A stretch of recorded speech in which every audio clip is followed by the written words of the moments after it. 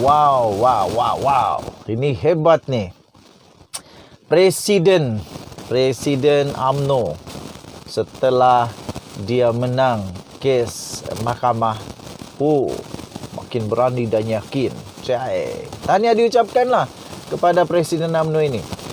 Baru-baru ini Presiden UMNO ini pula, iaitu Datuk Seri Dr. Ahmad Zahid Hamidi, berkeyakinan tinggi. Memanglah baru menang kan. Biasa manusia ini bila dia menang, dia menang lupa menang lupa. Last dia lupa dia masih ada 47 lagi pertuduhan kes rasuah. Okey. Akhirnya Ahmad Zahid Hamidi memberi amaran kepada musuh UMNO. Apa amaran dia ni tuan-tuan dan puan-puan? Presiden UMNO Datuk Seri Dr. Ahmad Zahid Hamidi berkeyakinan tinggi dalam memimpin jentera parti ke arah pilihan raya umum yang akan datang. Saya sambung sikit, termasuk berenang di hujan. Di banjir. Nanti kalau ada buaya kena gigit, baru meredah hujan banjir. Jangan. Menerusi satu hantaran terbaru beliau, iaitu di Facebook rasmi milik pengerusi Barisan Nasional itu, beliau dengan lantang memberi amaran kepada musuh-musuh UMNO mengenai ramalan dalam PRU 15. Ahli Parlimen Bagan Datuk itu menyatakan bahawa PRU 15 akan menjadi mimpi ngeri buat musuh-musuh UMNO, terutamanya bekas-bekas pemimpin yang melompat keluar meninggalkan parti berkenaan. Betulkah mimpi ngeri untuk UMNO, untuk musuh-musuh UMNO?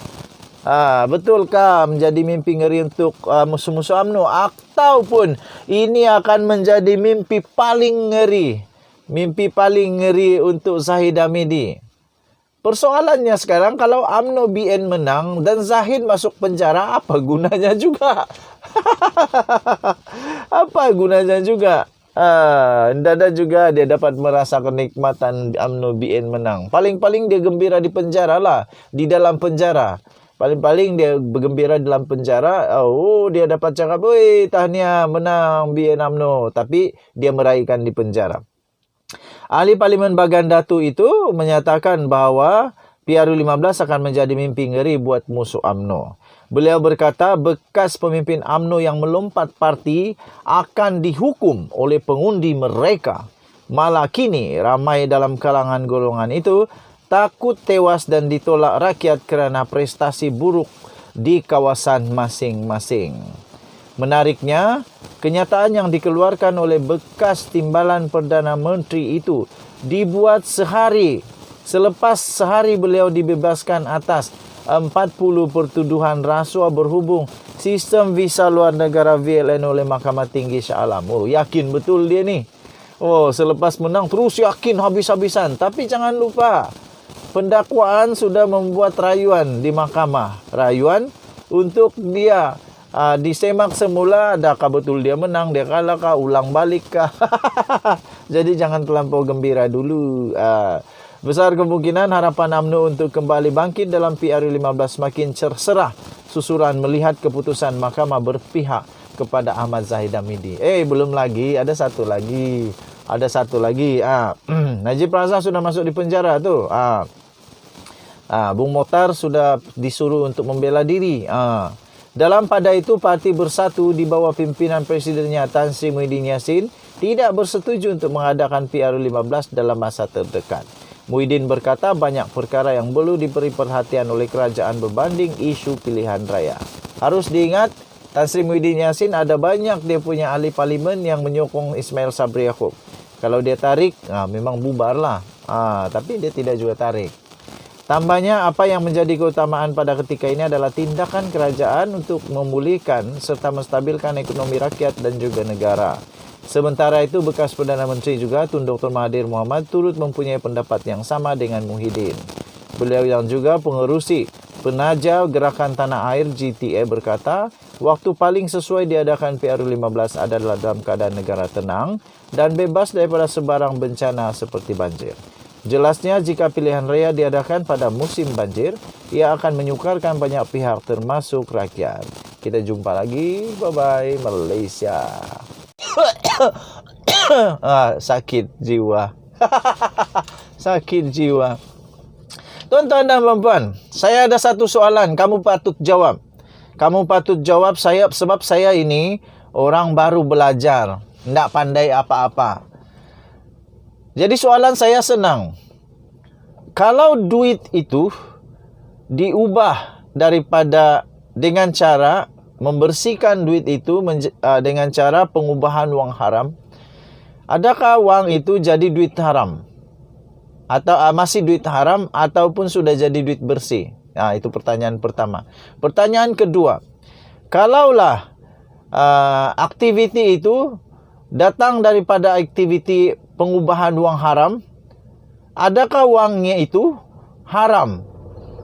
Ketiga, jika wang itu katakanlah dia haram, orang-orang yang telah terima duit itu, adakah dia makan duit haram atau tidak? Yang ini saya betul-betul mau tahu. Kesian jugalah kalau kita, contoh saja, ada kawan buat sesuatu perkara, contohnya pengubahan wang haram. Lepas tu daripada keuntungan pengubahan wang haram itu, dia bagi kepada kita, kita makan, katakan haram, nah makan duit haram, geng. Satu keluarga makan duit haram. Inilah yang saya mau tanya ini. Kenapa? Sebab kenapa Najib Razak sedang dibicarakan atas 4 pertuduhan salah guna kuasa dan 21 pertuduhan pengubahan wang haram, membabitkan 2,28 bilion. Daripada mana? Daripada Syarikat Pelaburan Negara. 2,28 bilion dengan 21 pertuduhan pengubahan wang haram. Jadi soalan saya sekarang, Najib Razak kalau dia kalah, disahkan dia membuat aktiviti kegiatan haram ini, yaitu pengubahan wang haram ini. Bagaimana dengan kita? Bagaimana dengan makcik-makcik, pakcik-pakcik?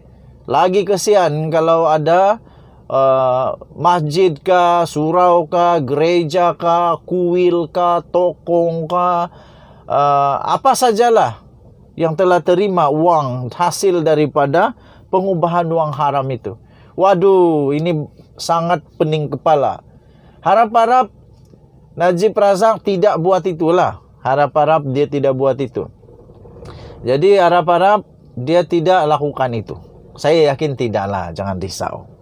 Tapi yang pasti makcik-makcik, pakcik-pakcik, Najib Razak ada 21 pertuduhan pengubahan wang haram.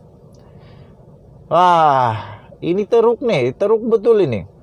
Jumlah duit dia 2,28 bilion pula itu, bukan sikit. Bukan 20 ringgit, bukan 200, bukan 2.000, bukan 200.000, bukan 2 juta. 2 bilion. 2 bilion. 2 bilion dengan 21 pertuduhan pengubahan wang haram. Aduh, pening kepala. Dan sekarang ini Najib Razak sudah berada di penjara Kajang kerana kes SRC International.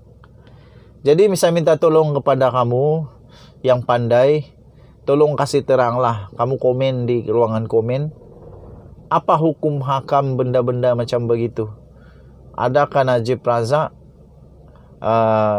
buat pengubahan wang haram? Dan kalau orang yang dapat wang daripada pengubahan wang haram, apa hukum hakamnya? Kita jumpa lagi. Bye-bye.